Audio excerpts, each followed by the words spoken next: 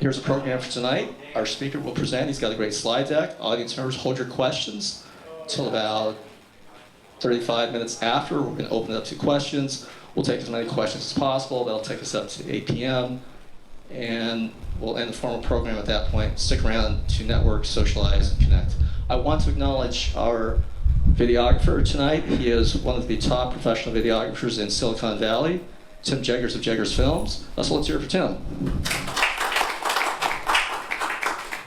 Thank you, Rob. Thank you, everybody. So I'm Tim. I've been doing video and photography all around the Bay Area for about 10 years now. I specialize in videography, so if you have any questions about multimedia production, I dabble with everything from pre-production, actual production, and post-production.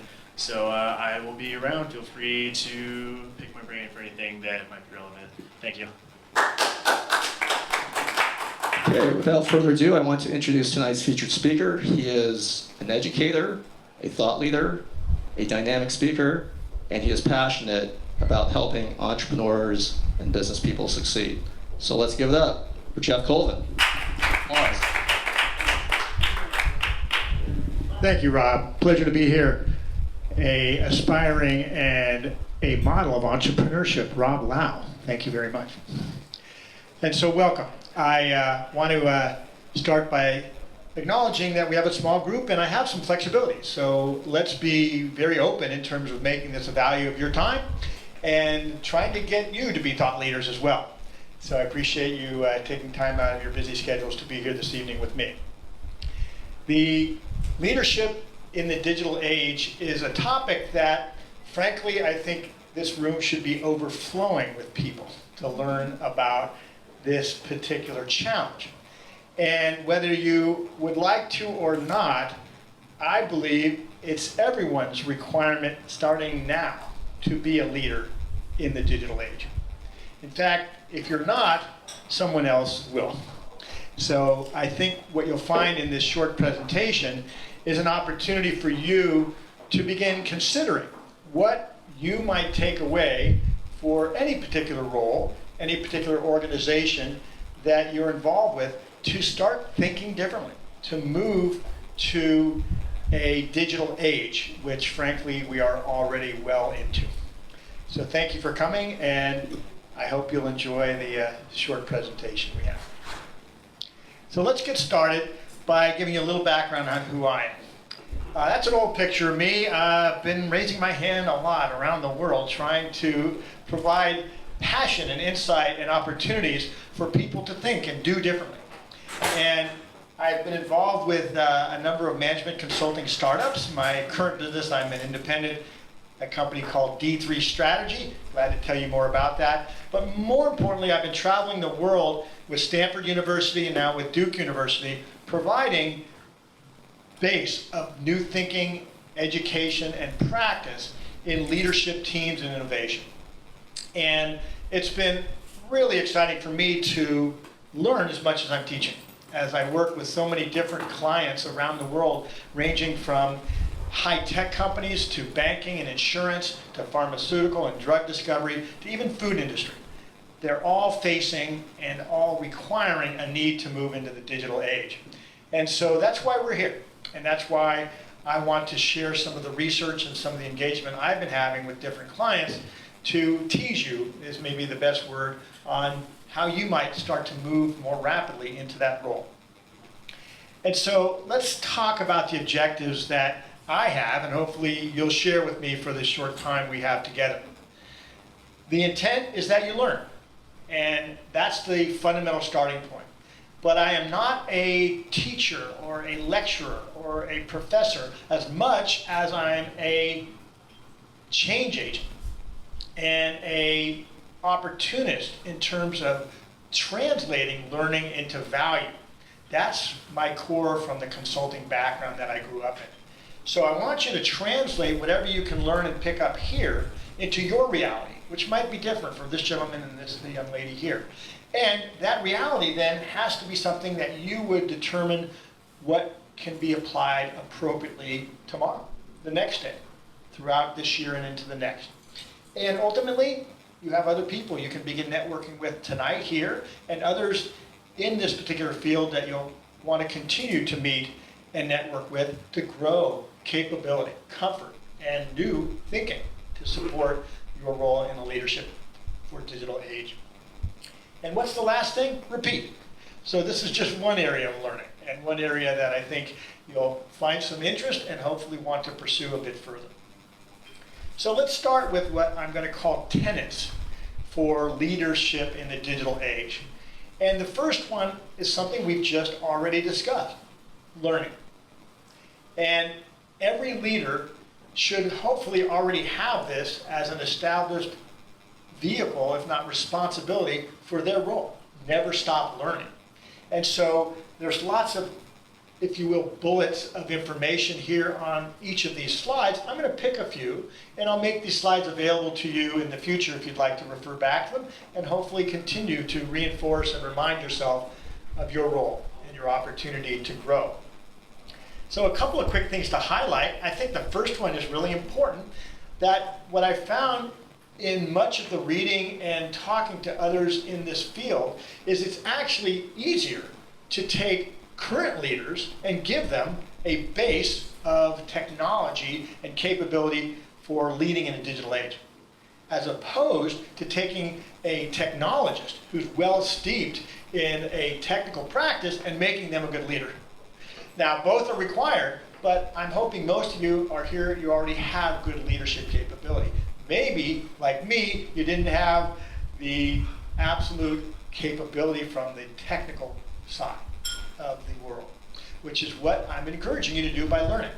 First order, defining what is digital age, and then becoming clear on how to make that a practice for you on a daily basis. So you have to learn how to change not only others in terms of driving digital transformation, but you have to learn how to change yourself, your own mindset, your own thinking. The way you have gotten to success today may not be the way you'll get to success tomorrow. So something to begin thinking about. Open-minded, adaptable, innovative. You can see some words there. And ultimately, ongoing. Education for you, your team, up and down throughout the organization. So we've already begun, just the first few minutes here, tenet 1, learning. Continuous education, exploration, and hopefully value from something that can serve you and your team. Now, there's a lot on the page here, and I thought this was interesting that you might want to read a little bit while I give you a quick summary. But what is the digital age? And frankly, a lot of people are throwing these terms out, digital transformation, and we have to be digital thinkers. And it's all about innovation and breakthrough in terms of next opportunities to apply AI and blockchain and all these other terms that are being thrown out. So how do we do this? First, we have to understand what they're talking about. So I'm going to read the really lengthy version at the bottom. And I think it's funny because when you consider how many words it takes to really define a digital age, the profound transformation of business and organizational activities, processes, competencies, and models to fully leverage the changes and opportunities of a mix of digital technologies and their accelerating impact across society in a strategic and prioritized way, with present and future shifts in mind. Whew, I'm out of breath already. Now, that's way too much to try to remember, but pick it apart. It's all in there. And so no matter what definition you pick, ubiquitous nature of computing and prolific use of technology, how it impacts our day-to-day human engagement and how we actually make decisions and get things done. And so the more and more you can become exposed to these types of definitions and translate them for yourself, the more you're going to get comfortable with being a digital leader. Truly understanding that technology and the way it impacts everything we do, from a purchase decision to an ongoing use of a product or service to the ultimate satisfaction and continued leverage of the relationship with our customers. So this is what the digital age is all about. Now, I want to get a little bit of involvement here. You don't have to formally raise your hand or even speak it openly, but I think we've been around the Silicon Valley long enough, and frankly, anyone in the world could probably answer these questions. This one, just three, if you will, top e-commerce companies in the world. We'd like to throw out just a couple of names that come up. Amazon. Just a couple others. eBay. I'm looking for a stretch one that you might not initially think of, but What is it? Zappos. Zappos, okay, good. What is it? Okay, Rakuten. all right. Now, I think there might be some arguments for the top three, but those are all, I'm sure, e-commerce business. Probably you'd be comfortable with that icon. You'd probably be comfortable with that icon. But who would have guessed this? Anybody know where I'm going? Red Hat. Close. Don't have. They claim to be the third, top three. They claim to be the third e-commerce worldwide. Who is it? Domino's. Now, did anybody know about what Domino's has done in digital transformation? Well, I'm going to spend a little time. And I thought, you know, for the layman being myself, whether you are or not, I thought Domino's was a perfect example. Everybody knows pizza. I don't care where you go in the world. Everyone knows pizza. In fact, you will find Domino's pizza pretty much everywhere in the world. And they are a leader in digital transformation. And they're a leader in that because the leader decided to treat the pizza company as more of a, if you will, high-tech IT company than a manufacturing of pizza. So here's some of the data. 12,000 restaurants. You can see the data. 1 million pies every day. I always like thinking about this. If you were to stack 1 million pizzas on top of each other, how high could you get to the moon? I'm not sure it would be that high. But if you think about it, that's amazing. That's a lot of pizza. And 82 countries. Is there anyone in the room that's never had a Domino's pizza? Quite okay. You probably will someday because they're going to take over the world. No, I don't know. But it's amazing. I never thought the pizza was very good myself, and I don't eat it very often, but they actually took that into account as part of their transformation. Just the actual, but the value of the growth was not really based on the pizza itself. It's what they did to digitally transform themselves. So we'll talk a lot more about that. 8.9 billion revenue. Did you realize that? That it's almost a $9 billion revenue? That's pretty good for pizza dough. 1 billion pizzas a day. Yeah. Add it up. Anybody want to do the math on that? All right. 65% are digital orders. That's really important. We don't have to go to the store. In fact, you may never ever see the store. So we'll talk a little bit more about Domino's. Here's why it pays. They were the Tech Accelerator of the Year last year. They have doubled their sales since 2009. They have more than 3,000 restaurants added since 2010, and 1,000 restaurants in India alone. Now, I've been in India and I've seen them around there, and the pizza's a little different. So you may not find as much pepperoni pizza there, but you'll find all kinds of interesting types of pizza because they know how to culturally adapt to that environment. But more importantly than the pizza itself is how they get it to the customer. So here's the bottom line in terms of technology pays. Yeah, if you owned stock in Domino's back in 2013, it was about $60 a share. Where is it like today? $250 and up. 316% increase. That's pretty darn good. And so you think about investing in the Apples and the Amazons and all the other high-tech companies, absolutely. This is a high-tech company, and that's one reason they've done so well. So we're going to explore Domino's a little bit more throughout the time we have.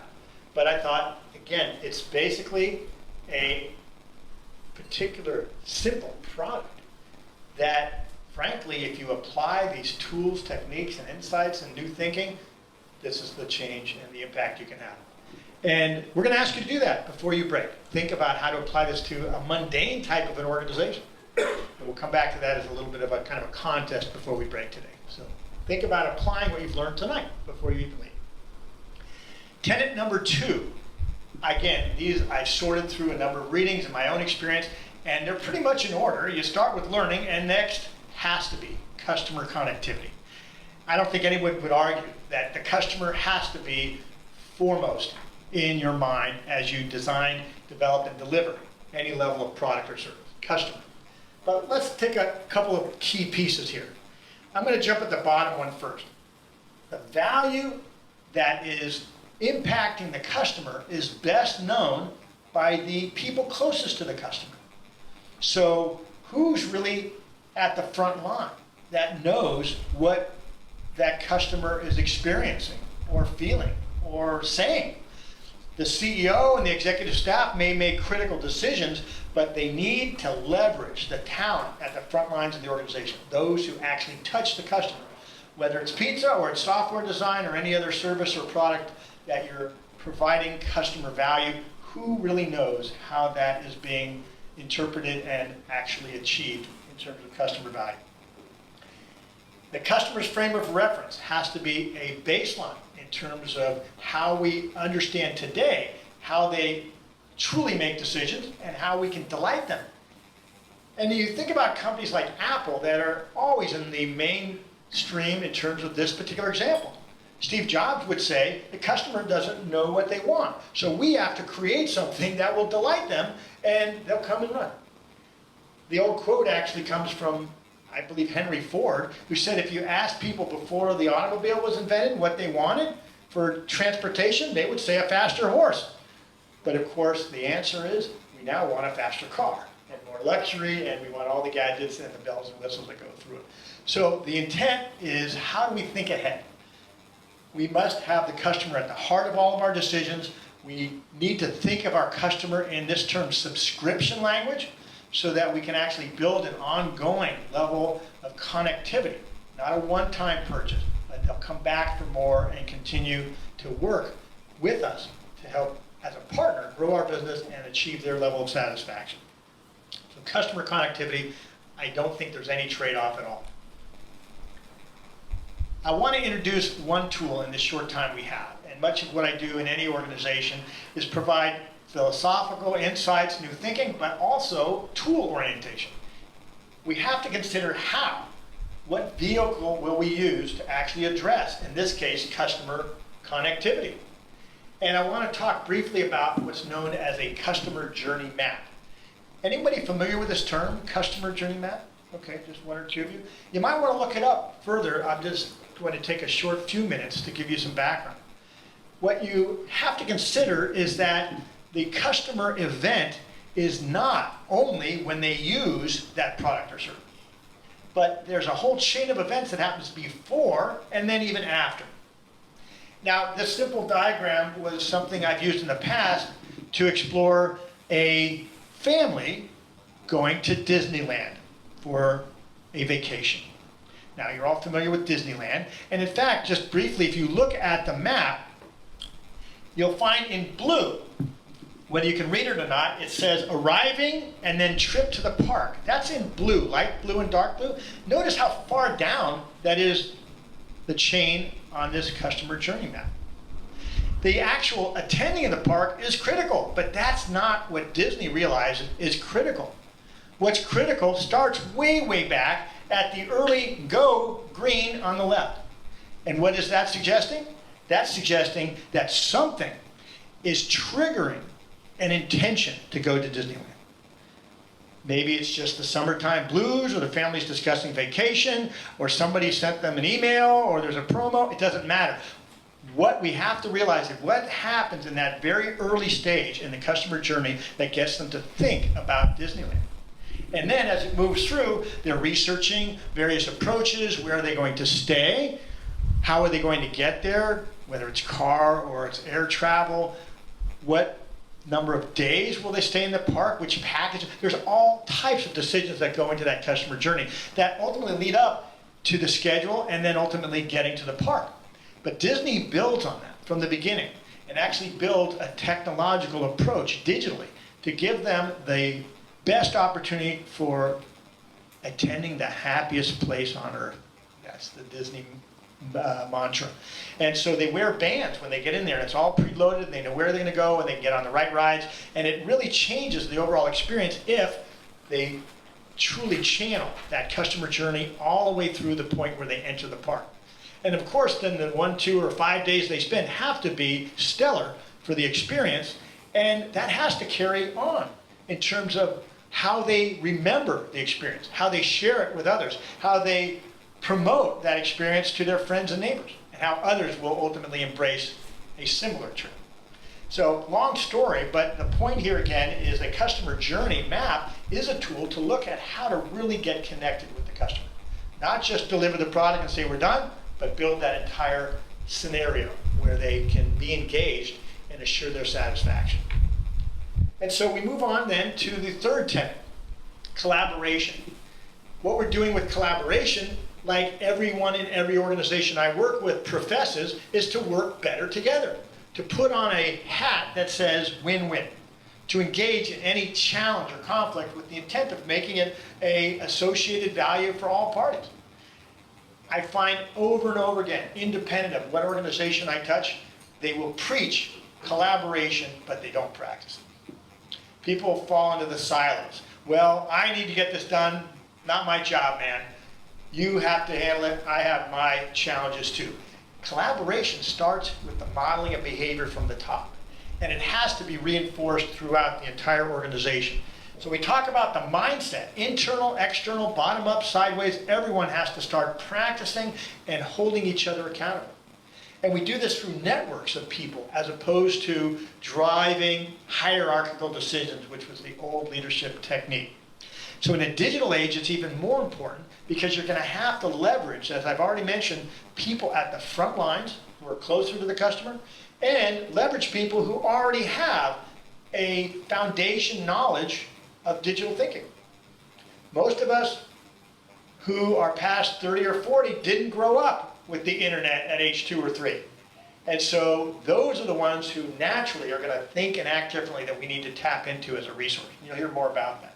So new capabilities and tools, and the bottom line is trusting people at the front to make decisions and to drive those levels of outcome. And so what we want to do is find the talent and ultimately leverage that for success. Collaboration. Now, it's a simple insight when you consider a classic approach to driving strategic execution is define where you are today, define where you want to be, point B, and then just draw an arrow to get there. Now, we know it's not that simple. That's too easy. But what's really unique in the digital age is here's what B looks like. Oh no, it's really over here, and it looks very different, and it's bouncing. And no, B is over here. No, it's here. No, it's here. And what we continue to find is that B is an ever-moving target. I think Blockbuster Video forgot to look for the new B. And so where are they today? And you can go on with example after example where it was a very clearly defined strategic intent, where many millions or billions of dollars were generated, and then suddenly they're out of business.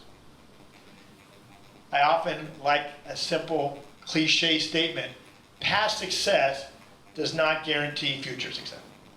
And so we can't necessarily ground ourselves in our history, even though we've done a very good job at it. And so we have to keep looking for what's around the corner that we may not be able to see today.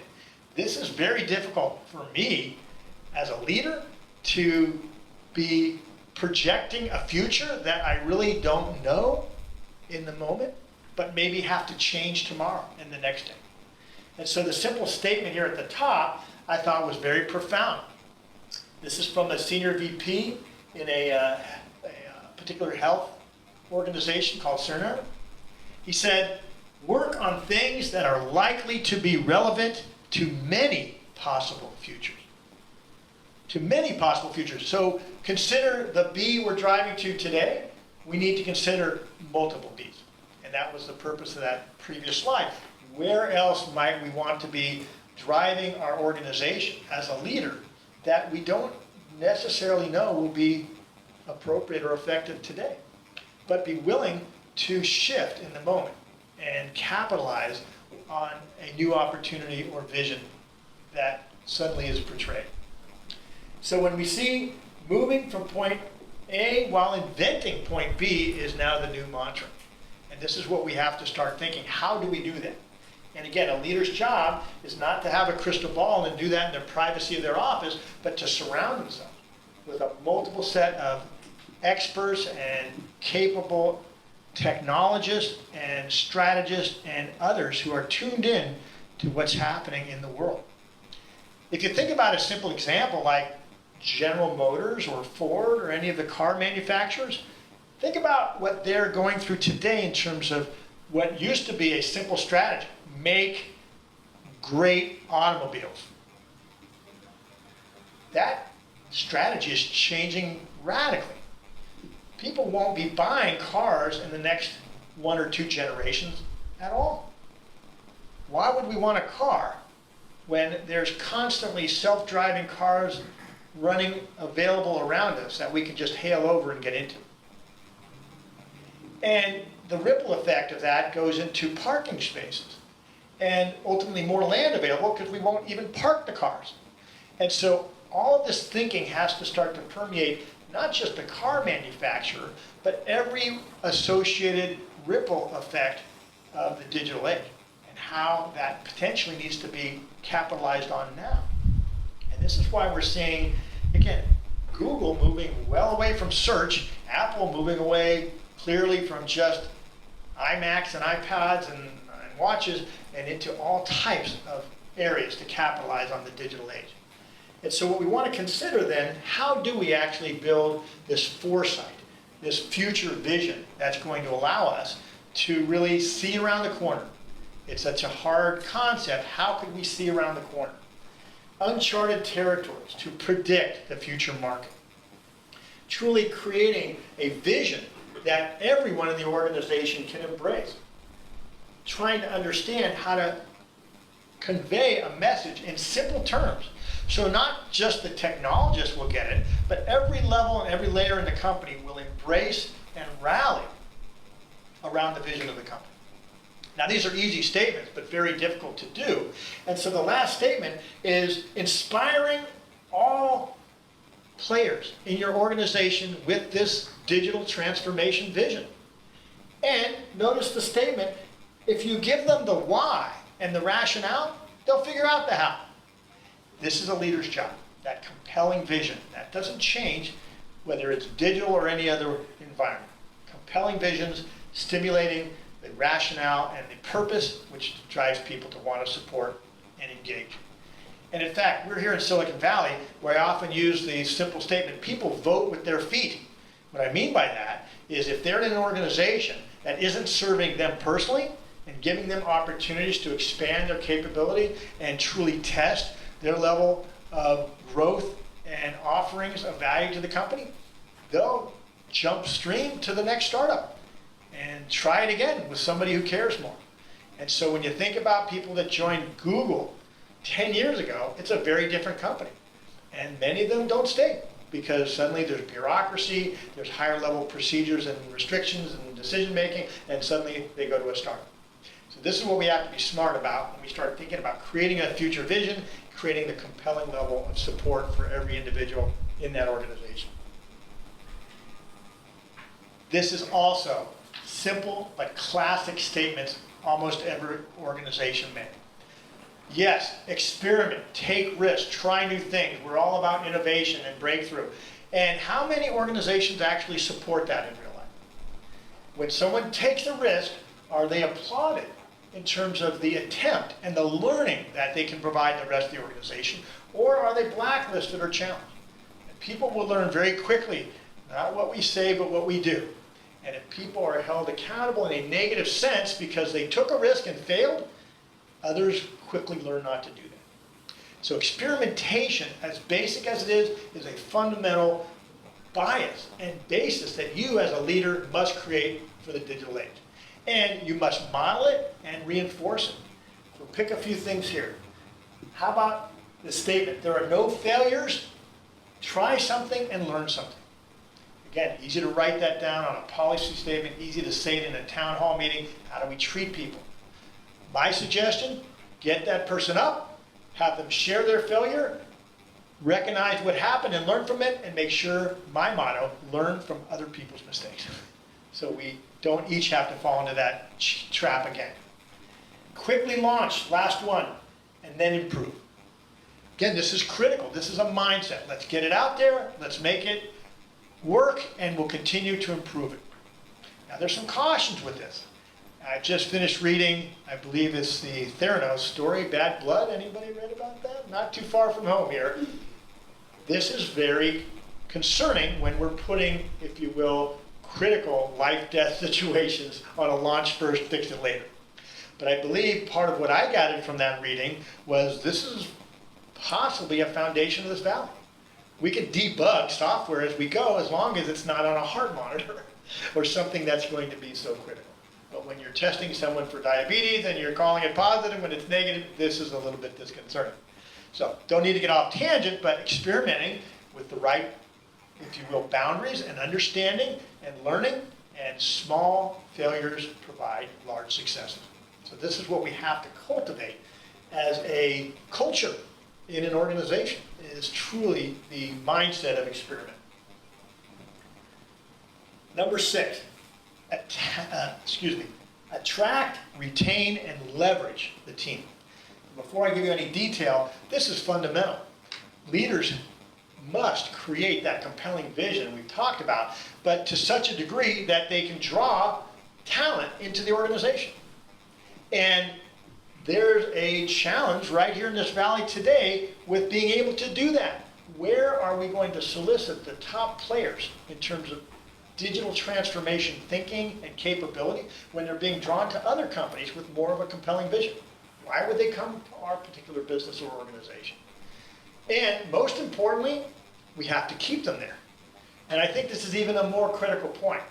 I've run into too many organizations that are preaching high level of experimentation, high level of collaboration, high opportunities for growth, and ultimately entrepreneurship within the organization. And then reality, stagnant. Not really providing that level of capability for really young, driven, very intelligent college graduates to get up and run quickly and make it happen. Now we have to do that smart, but the problem is if we are promising X and delivering the opposite in terms of those capabilities and that environment and that culture, which is always so important, people will leave. So attracting, number 1, retaining, number 2, but I have to really highlight the third, leverage. You've got to capitalize on those people. It's a wasted asset if that really talented individual is not allowed to spread their wings. Now, you've got to use a little constraint, but without capitalizing on their energy, their excitement, their creativity, you're going to lose out. And you know what? They're going to leave.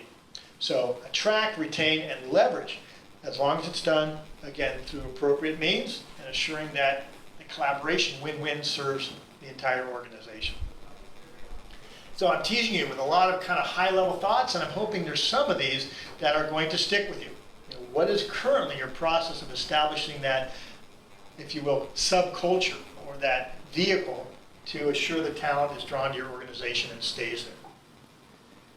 And then we have number 7, which is do it with data. I should get a bumper sticker that says that. I'm all about the data, but I want to be really careful before I get into a little more detail. It's not always hard data.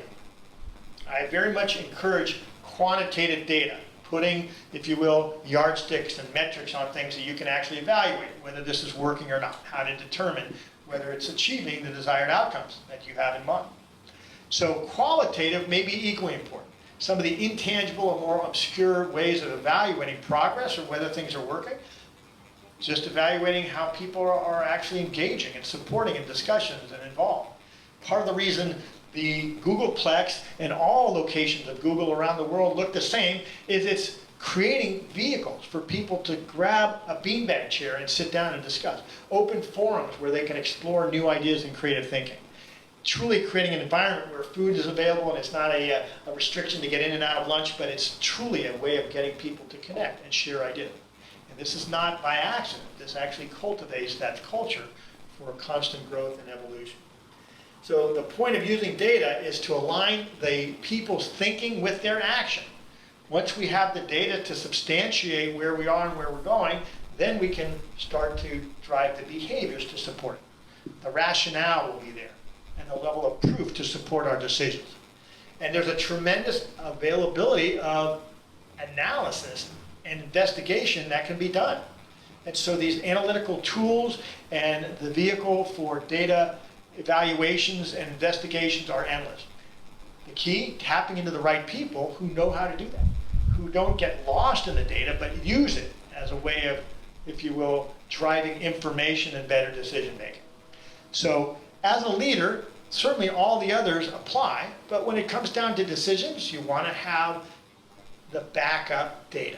You want to have the rationalization to suggest why, which continues to reinforce that vision why we're moving in a specific direction.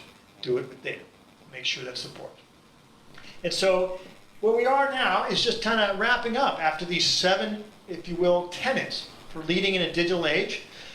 I want you to just take a quick read. You don't have to read them all, but scan that list. These are types of technology applications and opportunities that exist today in the digital age that we're all part of. So ranging from, again, artificial intelligence down to machine learning, etc., virtual realities. You can just see the list there. Take a quick look. And the reason I'm asking you to look at that while I'm talking to you here, is I want to start teasing you for a short exercise as we start to wrap up here in the next 5 or 10 minutes.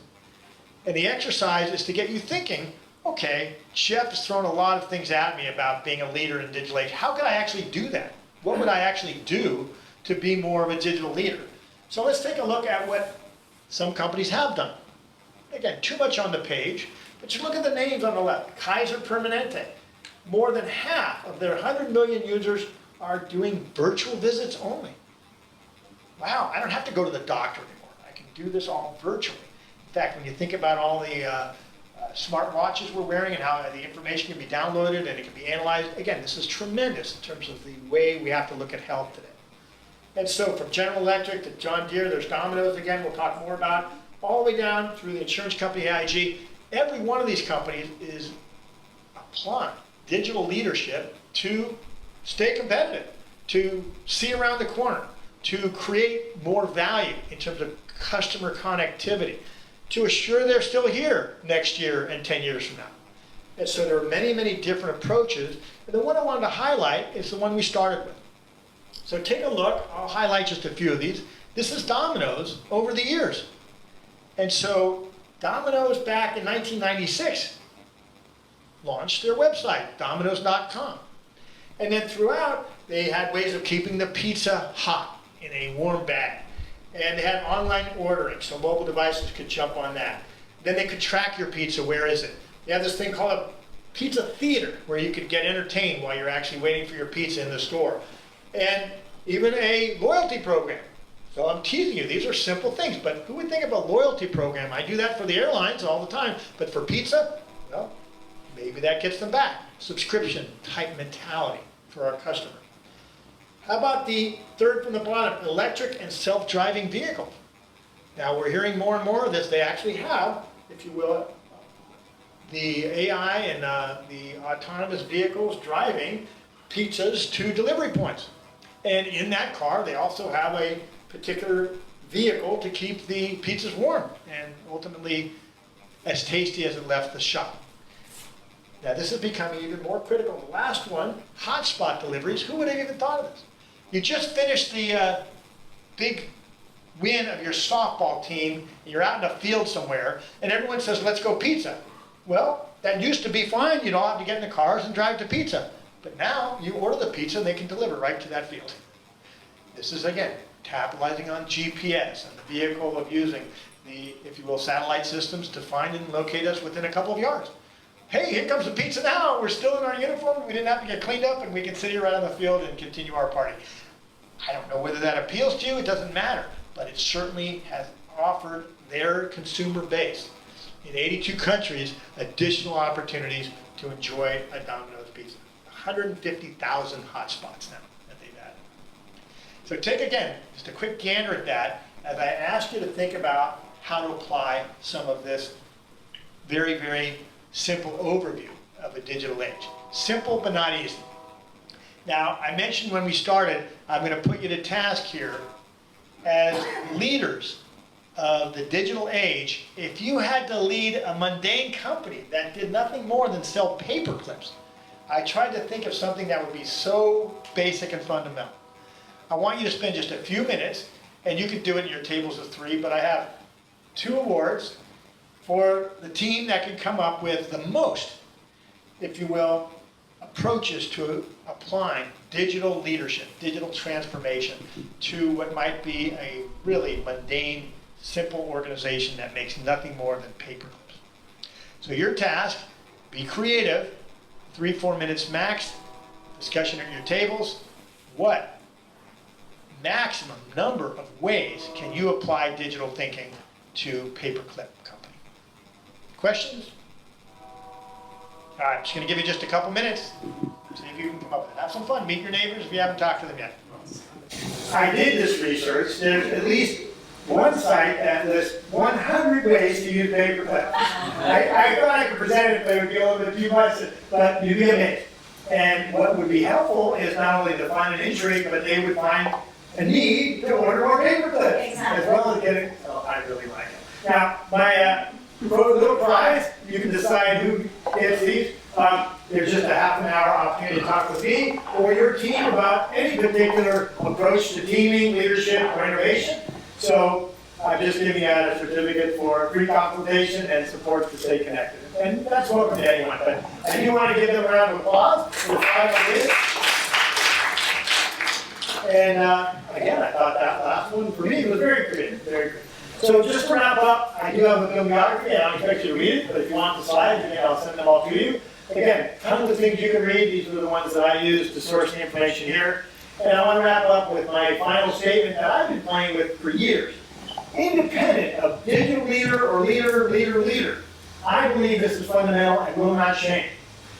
A leader is one who inspires, and you can change the term, it stimulates, creates energy, but inspires others to create action on their vision.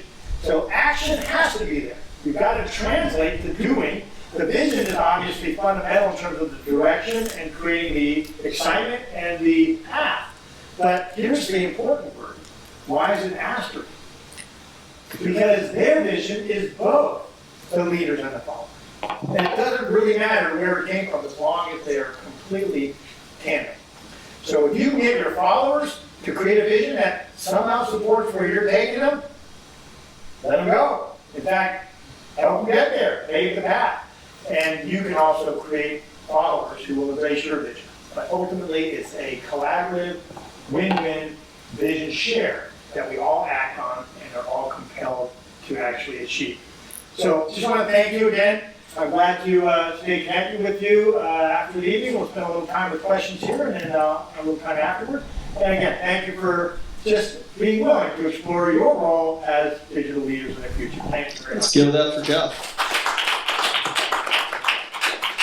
So, ladies and gentlemen, we're going to open it up to questions. Full disclosure, I was a student of Jeff's through Stanford Continuing Studies a couple years ago. You be the judge if my leadership skills are exemplary as a result. But there's a point that I always brought up in class, and I'm going to bring it out tonight. In the digital age, and my personal style is I believe in email because I believe in efficiency.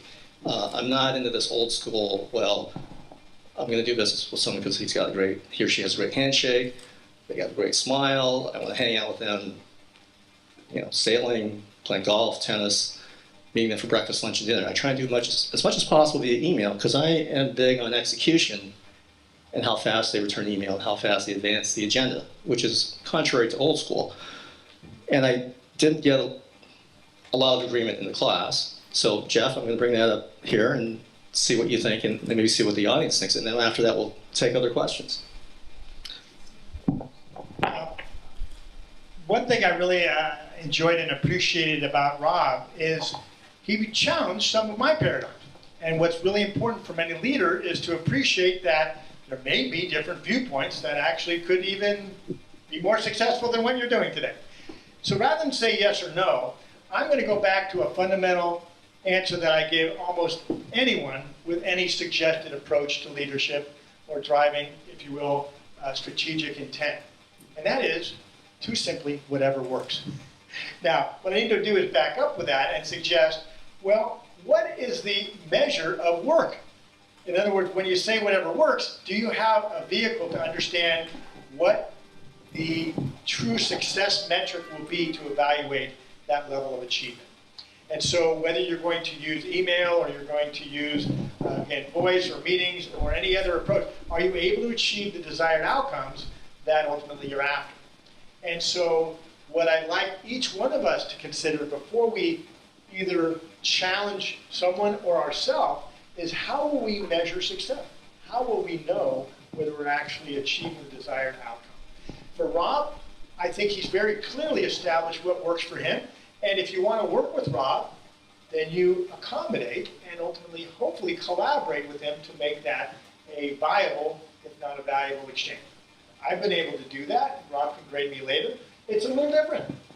And I think it's not a right or wrong as much as Rob can say it's working for him, and whoever he's working with can say the same. So that's my simple answer. Well, I burned a few bridges, just a few. That being said, who's got questions for Jeff? We want to take as many questions as possible. We're going to use the microphone because, again, we're producing a video that we can use as a learning resource for the club. So who's got a question for Jeff about leadership in the digital age? Sandra. What about anything? Domino's Pizza. Cassandra. How do you use technology for teaching? For teaching. Now the question is, how do I use it or how should I use it? Let's do both. Yes, okay. Currently, I'm very much old school in terms of appreciating that the real value is getting people together in a room and having them share the emotional and facial and body language expressions as well as their mental thoughts and exchange. And so I don't really leverage much technology in many of the courses I deliver around the world because I truly capitalize on old-fashioned human connection. But the answer to the virtual connection, which is required for most companies and teams around the world, is to do so with an intent to connect, number one, at the human being level. Unfortunately, most virtual teams truly engage only at the, if you will, get it done mentality. They're addressing their work, the data, whatever particular milestones or tasks they're working on. But they often forget to spend at least a little time up front and maybe at the back end exploring the individual and who they are and how they're ultimately getting along as teammates on a particular team mission. And so there are simple things I do that aren't really high-tech approaches, but they are using, if you will, the technology for, again, virtual and visual conferencing and hopefully connecting with others. Here's a simple one. Have a person share with you what they're looking at outside their window.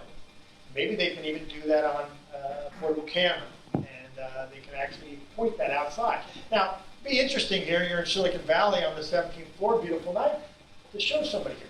But, you know, right now it's about 8:30 in the morning in India. You might have them show what's outside their window. You might see some cows going by, you might see a high-rise over here, and some other issues that are going on, you know, in the street across from them. But just connecting with them as individuals in terms of where they live, for 3 or 4 minutes at the opening part of a team meeting can leverage the technology of simple cameras and connectivity. So that's just one example, but it truly starts to create a human connection. Sometimes we're working with people for months or longer, and their name is not decipherable of male or female. Not that it really matters, but we don't really know. It's just in there. And so it could be basically person X or person Y. We have no knowledge or working appreciation of who they are as a person. So I'm big on, again, know them at a human level because fundamentally, people are still the common denominator in every workplace. I know that's going to change in a couple of decades, but right now it's people. And they want some recognition and some opportunity to be known as human. Long answer. Yes? Then let me follow up on that. You said Yes. Yes, Ross, please. I was actually going to ask you something along the lines of where you went with that. Obviously, AI is a hot topic and a huge part of our future, but then there's also the power of people, because ultimately people run businesses and lead and all the rest of it. So you just finished your last thought with the idea that that could change in a couple decades. Yeah. How would you see that eventually changing? You know, I wish I had more of the vision around the corner like that I'm asking you to be. But my suspicion is that we are going to have so much capability in the learning and, if you will, ongoing artificial intelligence mode that the real thought leaders are going to be the ones who are actually defining new, if you will, programmatic areas for these particular robots and these computers to actually add more value to our organization. And so the simple jobs we're already seeing going away, ranging from call centers to levels of customer support and follow-up on returns. Again, all this can be replaced. So what will be happening is we're going to have to be looking at higher leveraged, if you will, visioning and compelling opportunities to grow business, to serve customers, even though the AI will be actually maybe supporting the day-to-day level of engagement and interaction. So maybe our roles are going to change more to the futurist in terms of helping AI drive the future as opposed to sustaining what our current role is today. I'm open to anyone else's input. It's a great question, and 10, 20 years from now, it will be a very different world as it is now from 20 years ago. Anyone else want to chime in on that? Or great question. Up here, Rob. I don't have an opinion on the AI, but back to the learning issue. I'm in the health field, and so one of the ways that we use digital learning with my clients, and I know other functional medicine doctors in the field are using it as a way of like doing video and digital programs to educate their patients and clients on things that we're talking about all the time, like diet and lifestyle issues that are the same for everybody, so that we don't have to use up valuable time and money talking about these same issues, and then the time that we do spend with the patient and client face to face is actually at a higher level. Excellent. And we're finding this is working. And the challenge is going to continue to be education and acting on education. And let me give you just a simple example. It was 3 years ago now that I was doing a course at Apple here in Cupertino, and the watch had just come out. And so in real life experience, the majority of the people in the class worked for Apple had the Apple Watch. And at the first hour, when I was not ready for a break and I was in the middle of, I thought, some very important sharing and getting ready for an exercise with the class, about 80% of the people stood up in the class. And I thought there was going to be a mutiny, and I wondered, why are they standing up and are they leaving? And do you know why they stood up? Yeah, their watch is telling them they have If to you get have up a and watch, move. it says It's time to every get up and 50 move. minutes, right? Yeah. Is that right? Yeah. Stand up, get some exercise, stretch, move around. Yeah. And I was caught so off guard because this was now a condition that a simple, if you will, watch on their wrist was telling them to do. And I think it's healthy, and that's a great example of actually seeing the application of education to behavior. Because just because we send everybody their EKG every week and show that they should do more exercise, or you shouldn't have eaten that extra cookie after dinner, most people, my opinion, sorry, pointing here, are not going to actually respond. But if they're getting a shock, maybe there's some hope. So I really like what you're sharing, but this is where the challenge is for me. How to make it true education to behavior. That's where I always look for my consultant. It's the implementation Exactly. of the learning. But thanks, really great example. Yes, please again. How do you keep yourself? I'm so sorry. Okay, thanks. How do you keep yourself up with industry leaders, and how do you put yourself in front of the right group? Wow, great questions. I actually have a couple of colleagues that are really just very intelligent people. One is a colleague of mine from Stanford who's written a playbook on innovation. I'm glad to share more if you'd like. And so I just met with her about a week or two ago, and she stretches my mind every which way. She likes me because I'm a good critical thinker and challenger, so she even stretches further. But she's a thought leader, and so just tapping in with certain people can be the model for you in terms of learning and growing are ultimately going to be a really good practice. And then how do I connect with others? Well, Rob's helping me by giving me some spotlight occasionally. I truly practice not as much as I preach about networking. We know it's fundamental for learning. We know that we can all benefit from some really enjoyable experiences, and I need to get out and do that more. I live in Los Gatos. I'm in Silicon Valley. I know a lot of people here, but I have to be able to say, you know what? Yes, it's been a long day. I still need to go to that event. So I'm talking out loud in the mirror to myself. Basically, it's getting out and not necessarily following up on everyone you meet, but being a little selfish. Where's the 5 or 10% that you really want to connect with and go deeper? I hope you all do the same. Next question. A short question. I'm very curious. What is D3 and how did you get to that? Fair enough. The simple answer is design, develop, deliver strategy. And to me, that's fundamental, something I've always held on to, because first you have to create it in terms of design or imagery, intention, then you have to develop it in terms of the formal process for execution, then you got to deliver. Without the delivery, you don't have anything. So that's where D3 came from. The other part of that, quite frankly, was I used to have a company called Link, which was systems, structures, and behaviors, and how to link those three. And then I got involved with Stanford, and that got put away. But I wanted a company with a .com, and so I tried all kinds of different combinations, and so D3 worked. And so when I put strategy with it, I was able to create another .com just a few years ago, and that's what frankly made the decision for me. Design, develop, and deliver. Anyone else? All right, you want any closing thoughts? Yes, I want to just offer the fact that I'm not an expert in leading the digital age. I think I'm learning more on how to be an expert, but more importantly, tenet number one. So I'll offer that again as a reinforcement if you forget the rest. Keep learning.